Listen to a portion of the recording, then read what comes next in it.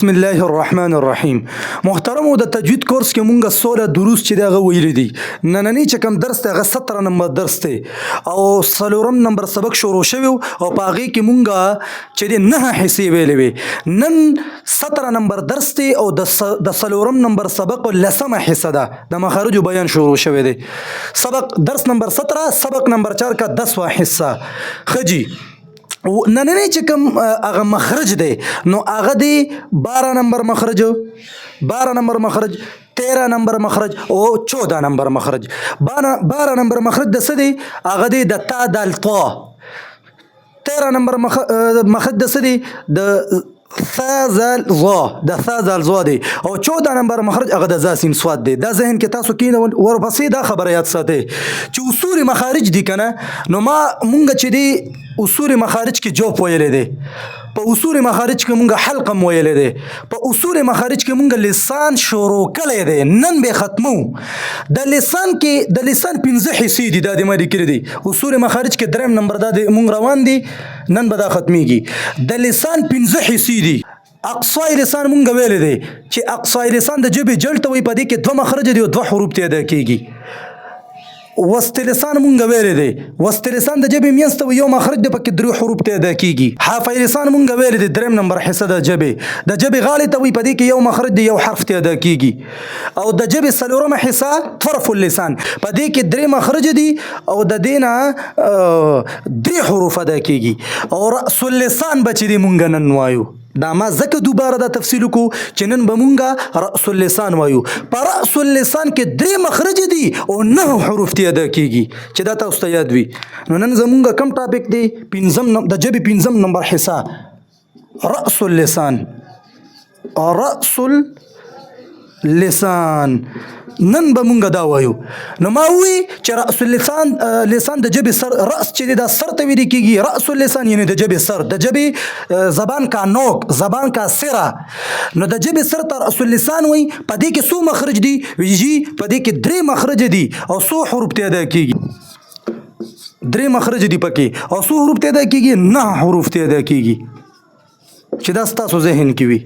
خجی رأس اللسان 3 مخرج او 9 حروف ته ادا کیږي. د 19 مخارجو په اعتبار سره د 17 مخارجو په اعتبار سره نن 12 نمبر مخرج دی. د ستاسو د اسانه د پاره ویم مخرج نمبر 1 جو په دهن مونږ ویل دي. مخرج نمبر 2 اقصای حلق مونږ ویل دي. مخرج نمبر 3 وسط حلق ویل شوی دی. مخرج نمبر 4 ادنای حلق ویل شوی دی. مخرج نمبر 5 قاف. مخرج نمبر 6 کاف. مخرج نمبر 7 جیم شین یا. مخرج نمبر 8 ضاد. مخرج نمبر 9 لام. مخرج نمبر 10 نون او مخرج نمبر 11 را. یعنی دا ټول ویل دي. دا ټول ویل شوی دي په مخکینی دروسو کې. نننی 17 نمبر درس چې د څلورم نمبر سبق 10مه حصہ ده هغه کې به مونږ وسوایو 12 نمبر مخرج د تا چې د تا دال طا دی.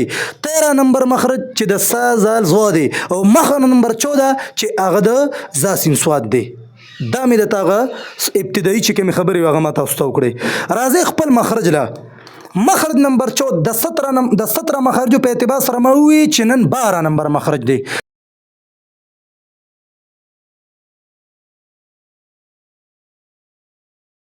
خجی مخرج نمبر 12 تا دال طا ده مخرج دے. زبان کا سرا جب ثنایا علیہ کی جل سے لگ جائیں تالو کی طرف تو اس سے تا دال طا ادا ہوتے ہیں. دا په اردو کې شو او په پښتو کې دا سو پیزان پوهږي. ګوره کله چې د ژبې سر زبان کا سره جب یعنی کله چې د ژبې سر د ثنایا علیا د جړو سره تالو طرف ته ولګي نو د دینه تا دال طا ادا کیږي. په اسانه پښتو کې به داسې شي کله چې د ژبې سر د ثنایا علیا خو پیژنې کنه ثنایا څلور غاښونه دي. مخامخ چې کم نوکدار څلور غاښونه دي نو د برني 2 ته ثنایا علیا وي او لاندینی 2 ته ثنایا سفلا وي. علیا برا اوپر سفلا نیچه. نو ثنایا علیا یعنی برنی 2 غاښونه. نو چې کله د ژبې سر چې کله د ثنایا علیا د جرلو سره ولګي کنه نو د دینه تا دال طا ادا کیږي. خو یعنی هغه کیفیت تاسو ته وایي چې د ثنایه علیا د جلو سره ولګي نو تالو طرف ته یعنی چې تالو طرف ته نږدې نو دغه د تا دال طوا مخرج شو.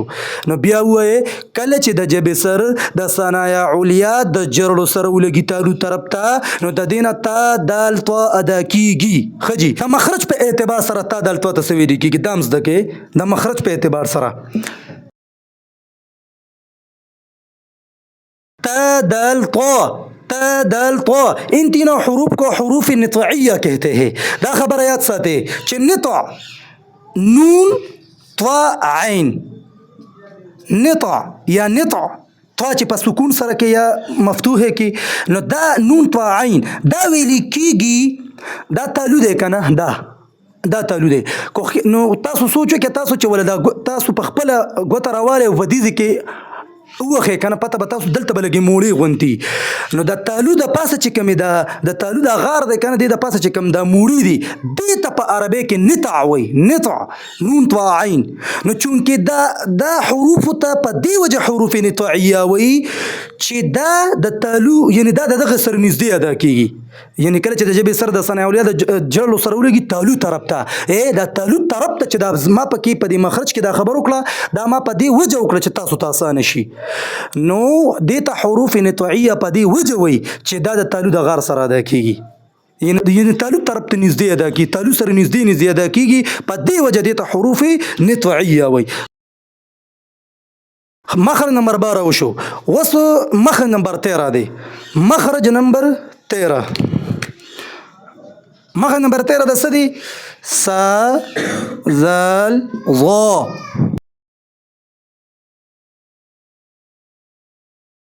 مخرج نمبر 13 سا زال ظا مخرج نمبر 12 وشو مخرج نمبر 13 سا زال ظا مخرج څه دی زبان کی نوک جب ثنایہ علیہ کی سروں سے لگ جائیں تو اس سے ث ذل ظا ادا ہوتے ہیں. دا اردو کې د دې مخرج شو پښتو کې پیزان پوي کې ګوره کله چې د ژبې سر د ثنایہ علیہ د سرونو سره ولګي نو د دینه ث ذل ظا ادا کیږي یعنی مخرج نمبر 13 دغه دادی ث ذل ظا مخرج دادی کله چې د ژبې سر د ثنایه علیا غاخونو د سرونو سره ولګي نو د دینه ث ذل ظا ادا کیږي. زویم چې د دې مخرج نه ډیر آسان مخرج بل نه آسان مخرج دی کله چې د ژبې سر د ثنایه علیا د دغه غاخونو چې کم دي د دغه سرونو سره ولګي دا ثنایه علیا کی نو کې یا سره نو کله چې د ژبې سر د ثنایه علیا غاخونو د سرونو سره ولګي نو د دینه دغه درې حروف ث ذل او ظا ادا کیږي د مخرج. بیا د مخرج په اعتبار سره د درې وړ حروف ته ویل کېږي ث ذل او ظا دا درې وړ حروف نو د درې وړ حروف ان तीनों حروف کو حروف لسویه کہتے ہیں. دا تاسو یاد ساتئ چې دا لسویه ورته ولې ویل کېږي نو دا لسا یا لوسا یعنی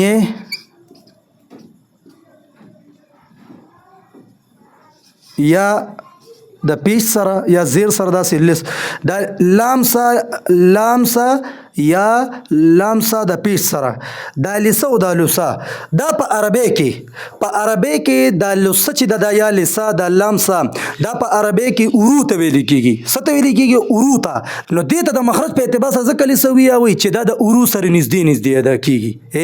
ګوره زه چې اوس دا ادا کوم که نه ث ذل ظا نو د ژبې د اثر د ثنایه علیا غاښونو د سرونو سره خو لږي خو دې ته لسویه په دې وجه وایي چې دا د اورو سره نږدې ادا کېږي.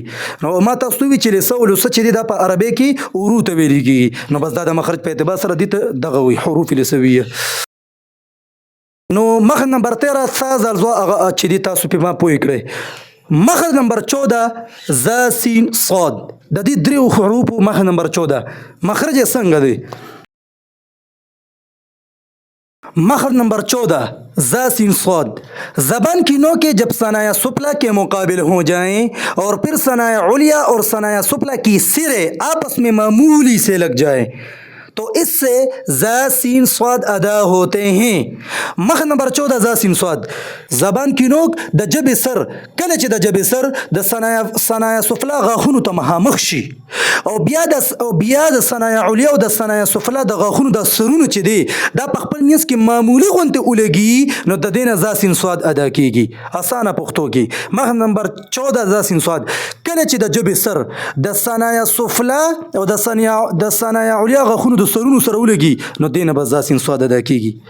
دا ما ځکه داسې اکثریت چې کوم علما دي او قاریان دي هغه داسې دا مخرج چې دي هغه تفصیل او وضاحت داسې کوي چې کله د جبې سر ثنایا سفلا ته مخامخ شي کنه او بیا وي د ثنایا علیا او د ثنایا سفلا د سرونو چې دی وي دا یو بل سره معمولی غونډې ولګي نو د دې نه ذا سین صاد ادا کیږي. نو ما هغه شانتي تاسو تعریف وکړو او که په اسانه پښتو کې وای کنه نو کله چې د جبې سر د ثنایا سفلا او د ثنایا علیا د سرونو سره ولګي یعنی د جبې سر او د ثنایا سفلا سرونه او د ثنایا علیا سرونه یعنی دا درې ونه چې د یو بل سره ټکراو وشي نو دې نه ذا سین صاد ادا کیږي. د جبې سر کله چې د جبې سر د ثنایا سفلا او د ثنایا علیا سرونو سره ولګي نو د دې نه ذا سین صاد ادا کیږي. د مخرج په اعتبار سره یعنی دا 14 نمبر مخرج ذا سین صاد یعنی د مخرج په اعتبار سره ذا سین صاد تا ان تینوں حروف کو حروف اصلیہ کہتے ہیں اور حروف صفیریہ بھی کہتے ہیں. د مخرج په اعتبار سره ذا سین صاد ته چې حروف اصلیہ موي او حروف صفیریہ موي وجه صدا یعنی مطلب د کومه وجه په اعتبار سره دي ته حروف اصلیہ وي. دا یاد ساته چې په عربی کې دا اصل نه دي یعنی دا حمزه او سین لام اصلیه خود اصل نه دی. اصل په عربی کې دا تیره ته وي یا سر ته ویل کېږي سر ته. نو چونکې دا ذا سین صاد د زبان د جبې د سر نه ادا کېږي نو د جبې د سر د ادا کېدو د وجې دي ته حروف اصلیه وي او حروف صفریه ورته ولې وي. صفیر نه دی صفیر په عربی کې دا یو د شپېلې په شان تیز اواز ته وي ګورئ دا وس نو چونکې د شپېلې په شان یو تیز اواز راوځي د دې په ادا کولو په وخت کې دا ورته د صفت په اعتبار سره وي. صفات لا مونږ نه دي ویلي صفات سبق چې کم دی هغه دی پسې دی دا دو دروس پاتې دي مونږ ته پسې بیا مونږ صفات وایو ښه په تفصیل سره ان شاء الله تاسو به بیا پوه شئ. خو دلته د صفیریه ورته ولې وي دا ورته د مخرج په اعتبار سره وي چې په دې د ادا کولو په وخت کې یو صفت پیدا کېږي چې هغه دی صفیر د شپېلې په شان تیز اواز دې ته د صفت په اعتبار سره د حروف صفیریه وي. نو زما د رب نه امید دی تاسو به په دې درې وانو مخرجونو باندې پوه شوي او ما په دې کې مشق نه کو نو ما تاسو ته ویلو چې د یو مخرج د معلومولو طریقه څه ده.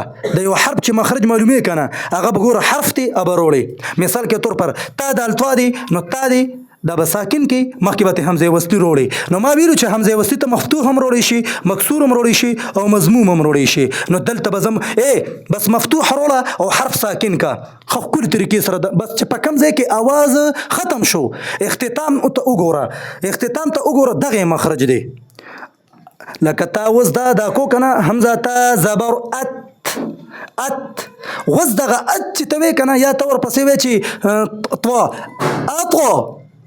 اطو وس چې ته دې دا بار بار ته وې کنه او دا اواز چې په کمزې ختمېدو پوه شه چې د مخرج دی بس دغه مخرج دغه ځای نه ادا کېږي صحیح یا اد نه د جبې سر لګي کنه د ثنایا علیا جلون سره د ثنایا علیا د جلو سره لګي ګوره اد بس د مخرج معلومولو طریقه ده. او مخ نمبر 13 سازالزوا اغم داسې کې اذ داسې ورپسې دا 14 نمبر مخ ذا سین صاد از دا نن مخ نمبر 13 مخ نمبر 12 مشو مخ نمبر 13 مشو مخ نمبر 14 مشو. خلاصه د ټول سبق څه ده د 17 نمبر د درس نمبر 17 او د سبق نمبر 4 چې کوم لسمه حصہ ده نننې خلاصه ده چې د جبې حصې مونږ بیان کړې وي چې په دې جبه کې لسان جبې ته وي د اصول مخارج دریم نمبر چې د 17 مخارج لپاره په خوله کې چې کوم ځایونه دي په هغې کې اصول مخارج کې دریم نمبر ځای هغه لسان دی چې جبې ته وایي لسان په دې کې 18 مخرج دي او 18 حروف ته ادا کېږي په لسان کې لس مخرج دي 13 حروف ته ادا کیږي نو د دې پته به موږ ته څنګه لګي د لسان 15 حصې دي نو چې د لسان 15 حصې دي خلاصې درته ویم ځکه چې نن لسان ختم شونه ځکه ورپسې دا نور خبرې کوم نو لسان خو جبې ته په دې کې لس مخرج دي 13 حروف ته ادا کیږي نو د 15 حصو په اعتبار سره په ځان پوي کا اقصى د جبې 15 حصې اقصى لسان د جبې جلته وي دو مخرج دي پکې او دو حروف ته ادا کیږي قاف او کاف وسط لسان د جبې مینځته وي په دې کې یو مخرج دی او درې حروف ته ادا کیږي حروف شجریه دغه تاسو ویلم دی یعنی جیم شین یا غیر ماده حافه لسان دا د جبې درېمه حصه ده حافه غاړې ته وي د جبې غاړه په دې کې یو مخرج یو حرف ته ادا کیږي ضاد طرف اللسان طرف لسان دا د جبې ګول ولا کنارې ته وي په دې کې درې مخرج دي او درې حروف ته ادا کیږي لام نون او را پنځم نمبر حصه چې نن موږ داغي هغه ټول تفصیل وضاحت کو تاسو مه ته نو هغه رأس اللسان دی د جبې سر تر رأس اللسان وي په دې کې درې مخرج دي او نه حروف ته ادا کیږي تا دال طا سا دال ظا زا سین صاد یعنی ما دا ټول وضاحت په دی وجه وکړو چې دا د لسان هغه ټوله خلاصه وه چې ماشاءالله الحمدلله غنن ختم شو یعنی زمون سره په چې کوم څلورم نمبر سبق دی په هغې کې مونږ ته یعنی په اصول مخارج کې دغه پاتې شو په دوه مخرجونه یو شفت په اصول مخارج کې چې شونډې ته وي په دې کې دوه مخرج دي او څلور حروف ته ادا کیږي او پنځم نمبر ځای په اصول مخارج کې هغه خیشوم دي خیشوم د پوزې جلد ته وي او په دې کې یعنی یو مخرج دوه حروف ته ادا کیږي نو بس دا به ورپسې درس کې وایو زما د رب نو امید دی چې تاسو به په دې ټولو دروسو باندې پوه شوي په خپل خصوصي دعاګانو کې مو یاد ساتئ واخر دعوانا ان الحمد لله رب العالمین